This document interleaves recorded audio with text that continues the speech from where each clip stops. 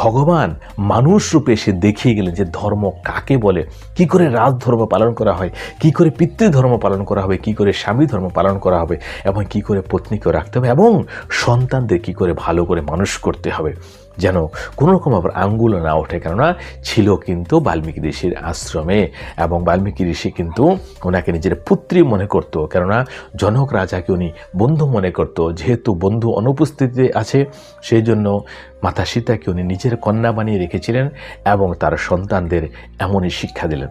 তো এগুলো হচ্ছে একদম গোপনীয় তথ্য। এগুলো যখন জানবেন তখন আপনি বুঝতে পারবেন যে এই যে রামায়ণটা যে হলো, এটা মানুষ রূপে ভগবান কেন করলেন।